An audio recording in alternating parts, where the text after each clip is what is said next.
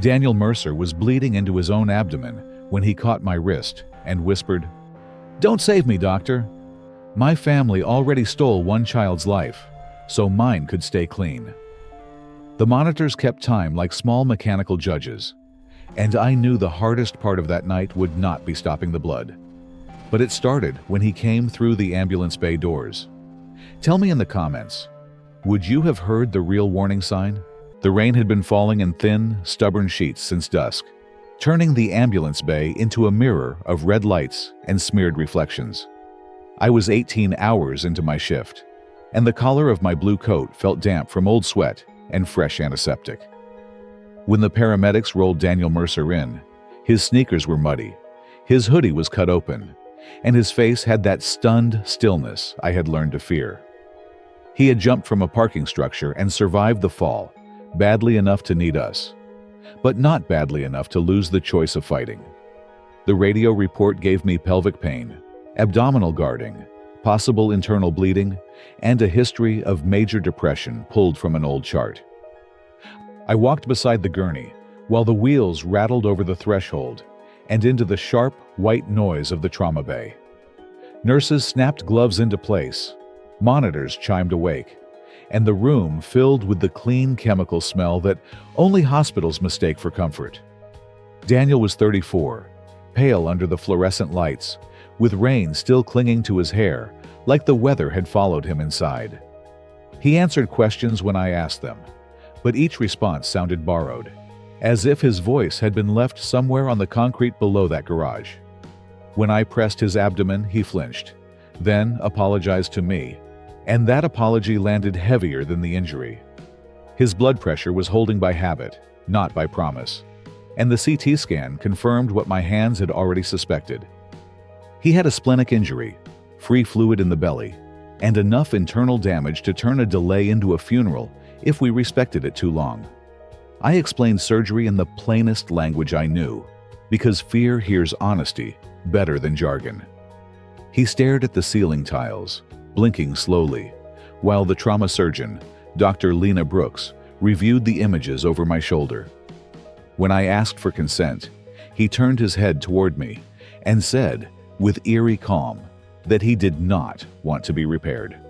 People imagine refusal as anger, but most of the time it arrives quietly, carrying shame instead of heat. Daniel did not pull at tubes, or shout at the staff or accuse us of cruelty.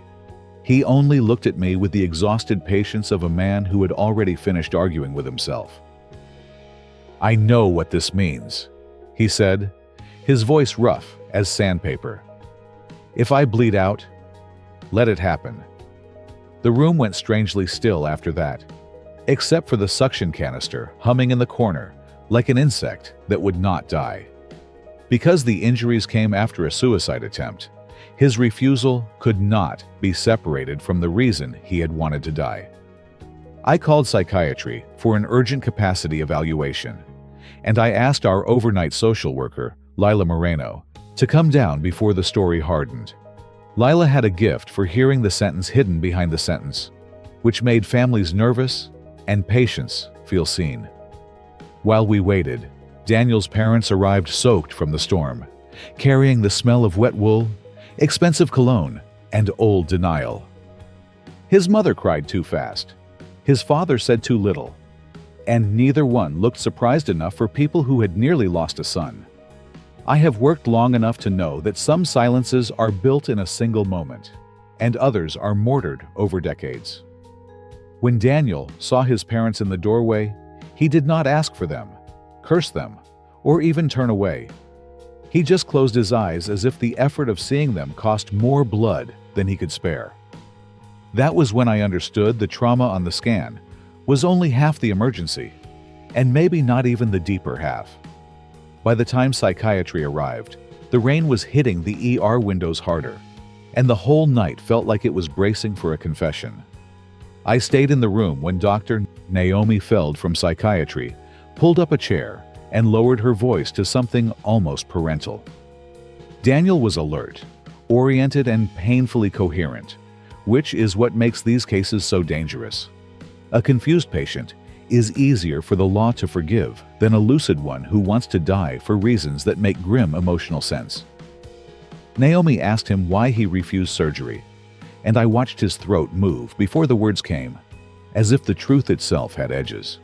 He said he had discovered 3 weeks earlier that his life had been built on a secret his family never intended him to carry.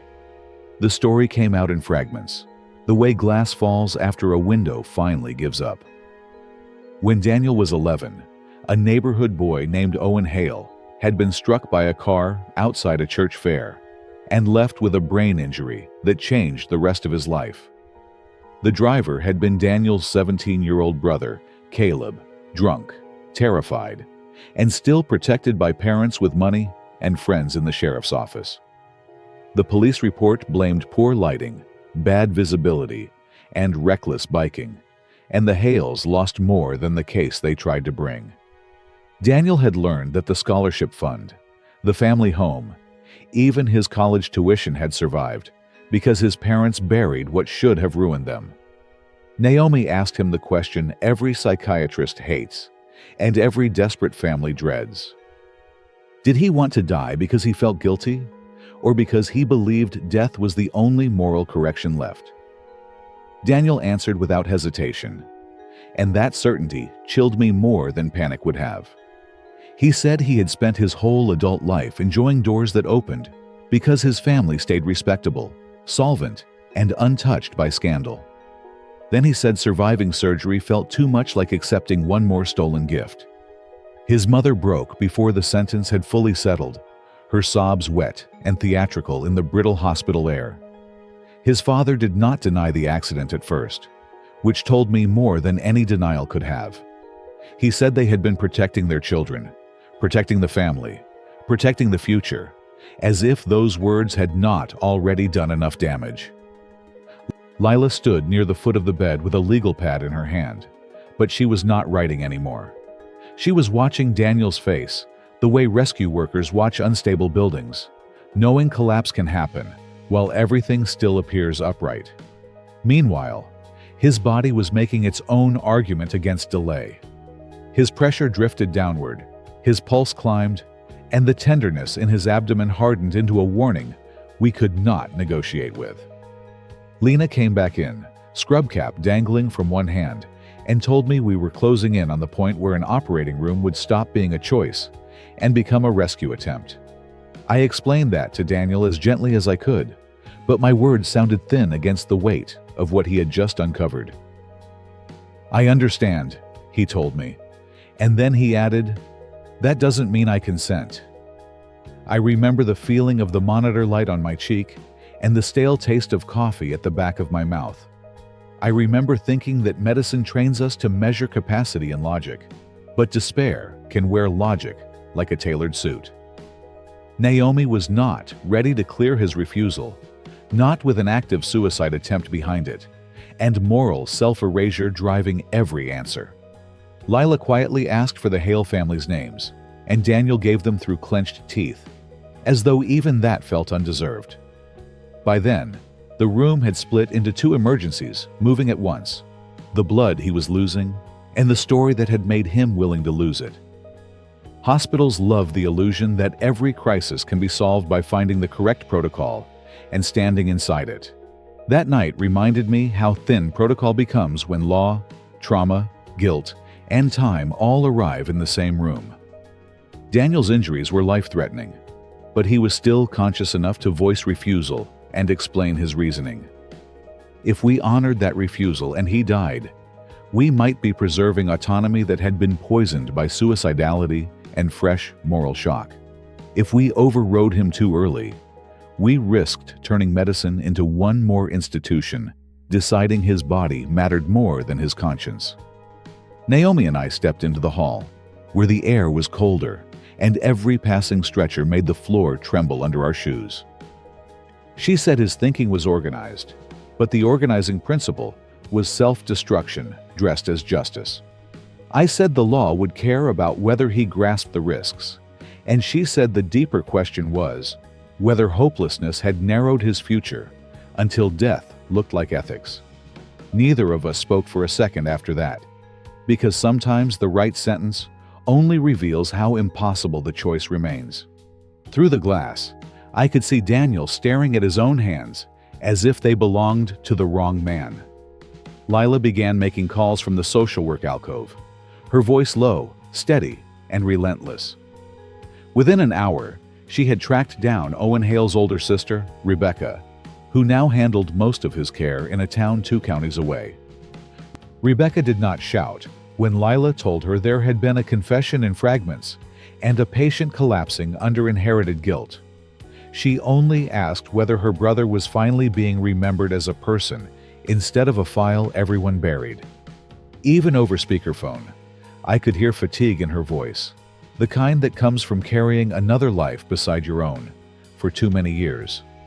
Daniel's father tried to corner me outside the trauma bay and speak physician to physician, even though he had never been one. He wanted me to focus on the bleeding, the legal irrelevance of old rumors, and the cruelty of letting the past infect urgent care. I told him the past was already in the room, lying in the bed, refusing surgery because his family had taught him survival could be bought. His jaw tightened, and for a second, the polished grief cracked enough for me to see the harder thing underneath. Entitlement, still expecting obedience. I have treated enough powerful men to recognize the look they wear when consequences finally pronounce their name correctly. Lena gave us a narrowing window. The repeat labs showed dropping hemoglobin, and the ultrasound now painted a darker picture than the first one had. If Daniel lost consciousness without a ruling on capacity, we would proceed under emergency doctrine. But waiting for collapse felt less like caution than surrender. Naomi went back in for one more assessment, while I stood by the sink, scrubbing my hands, though there was nothing on them except tension. The soap smelled faintly of citrus and chlorine, and for one absurd moment I hated it for smelling so clean. Then Lila came toward me with her phone pressed to her chest, and something changed in her face. Rebecca Hale had spoken to Owen, now 41, cognitively slower since the accident, but still able to understand far more than strangers assumed. When Lila explained that the driver's younger brother had tried to die after learning the truth, Owen had asked a single question. "Does he think another broken body fixes mine?" That sentence moved through me like cold water, because it was the first thing all night that sounded like a doorway instead of a wall. I went back into Daniel's room with Lila and Naomi, while Lena waited outside in half-scrubbed readiness, balanced on the edge of action. The monitors were louder now, or maybe my nerves were simply stripping the room down to essentials. Daniel's skin had gone that waxy shade I have learned to associate with blood, leaving the places it is supposed to stay. I pulled my stool close enough that he had to look at me rather than through me. Then I told him we had spoken to someone from the Hale family. His eyelids twitched, but he said nothing, and I kept going before pain could close the opening. Lila repeated Rebecca's words first, careful, factual, refusing to manipulate the moment with false softness. Then she told him what Owen had asked, and the room changed in the small, invisible way weather changes before thunder. Daniel's mouth trembled once, and that was the first honest movement I had seen from him since he came in. He whispered that Owen should hate him, and Lila answered that hatred was not the same thing as wanting a second life thrown away. Naomi knelt beside the bed rail and asked him to separate punishment from responsibility. Could he imagine surviving long enough to tell the truth, give a statement, face the Hales, and stop protecting a lie that had already consumed half his family? Daniel closed his eyes, and I saw the fight happen in the muscles around them before I heard it in his breathing.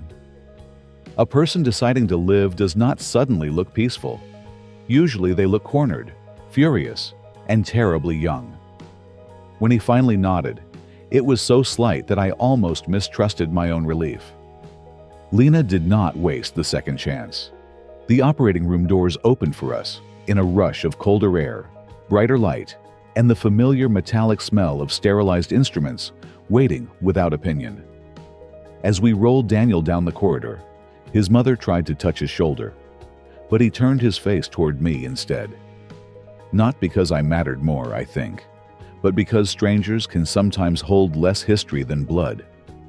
He asked me, barely audible over the wheels, whether surviving would make him a coward. I kept one hand on the rail and told him survival was not acquittal. It was only the price of staying present long enough to tell the truth with his own mouth and bear what followed. The words did not sound heroic, and I was glad for that, because cheap hope has no place near an operating room. He swallowed hard, then signed the consent form with a hand shaking so badly that the signature looked like someone walking across ice. I had seen neater signatures on death certificates. Inside the OR, the world narrowed to blood loss, suction, retractors, and the controlled choreography that keeps panic from running the room. Lena found the splenic damage and active bleeding faster than I expected, and for a while, the monitors argued with every move we made. I stood where I was needed, passed what was asked, and felt the old familiar split between technical focus and human memory. Even there, under surgical light so bright it erased shadows, I could still hear Owen's question ringing beneath the machines. By the time the bleeding was controlled, dawn had begun pressing a gray, uncertain light against the high windows of the corridor outside. The silence after surgery never feels quiet to me. It feels padded, suspended, as if the whole hospital is waiting to see whether the body and the soul plan to return together. Daniel came to in the ICU, with a drain at his side, fresh stitches under the dressing, and the exhausted vacancy of someone who had survived against his own instructions. I was there when his eyes opened, because some cases leave your shift with you, whether the clock agrees or not. He looked at me first with fear, then shame, then something less dramatic and more fragile than either: uncertainty. I told him the surgery had gone as well as the night allowed, and that no one in medicine confuses a saved body with a healed life. He let out a breath that sounded almost annoyed, which reassured me more than gratitude would have. Naomi planned inpatient psychiatric treatment once he was medically stable, and for the first time, he did not resist hearing the plan out loud. He only asked whether Lila had truly spoken to the Hales, or whether we had built him a merciful fiction. I said mercy was above my pay grade, but the call had been real. Later that morning, Lila returned with coffee gone cold in one hand and a legal contact sheet in the other. Rebecca Hale was willing to speak again once Daniel was stronger, and she had already reached an attorney and a detective willing to review the old case. There was no promise of perfect justice waiting at the end of that road, only the possibility that truth might finally be documented where silence had once been filed. Daniel listened without interrupting, though I could see pain climbing his face in slow increments. Then he said he wanted to give a statement before his courage had time to rot. His parents were not present for that decision. Security had escorted his father out after an argument with staff, and his mother had retreated into the chapel with the posture of a woman discovering prayer too late. I do not say that cruelly. Hospitals have taught me that regret often arrives looking sincere, even when it arrives years behind schedule. Still, sincerity is not repair, and tears do not become innocence just because they are expensive. When Daniel asked that no family member enter without his permission, I wrote the order and signed my name without hesitation. By afternoon, the rain had stopped, leaving the city washed out and brittle beyond the ICU windows. Sunlight touched the edge of his blanket and made the room look almost ordinary, which felt obscene after a night like that. Daniel asked me whether people ever come back from learning that love in their house had been built around a lie. I told him I had seen worse people do braver things and kinder people do nothing at all, so I no longer trusted categories. What I trusted was the next honest act, especially when it cost something. Before I finally left the unit, he asked whether I thought Owen would ever forgive him. I said forgiveness was not a medication I could prescribe, and chasing it too soon could become another selfishness in softer clothes. But I also told him that staying alive long enough to face what frightened him was the first decent thing he had done for himself in weeks. He turned his face toward the window, and I saw his eyes fill without spilling over. Sometimes hope does not look like brightness. Sometimes it looks like a man too tired to lie to himself anymore. If this story stayed with you, leave a comment below. I have carried thousands of faces out of the hospital in memory, but a few keep walking beside me long after the chart is closed. Daniel stayed with me because he taught me how guilt can imitate integrity so well that even the person feeling it mistakes surrender for moral clarity. That frightens me more now than open chaos ever did. Noise announces itself. Quiet self-erasure asks to be respected. For years, I believed my job was to tell the difference between a body that could be saved and one that could not. Age has made that definition smaller and stranger. Now I think my work often begins where anatomy ends, in the place where people decide what they deserve. That place is not visible on any scan. Still, it can bleed a life dry. What haunted me most was not the old crime, terrible as it was. It was the inheritance of silence. One generation buried the truth, another lived on top of it, and a son nearly offered up his own body as interest on a debt he never created. Families do this more often than anyone admits. They pass down unspeakable things and call them protection.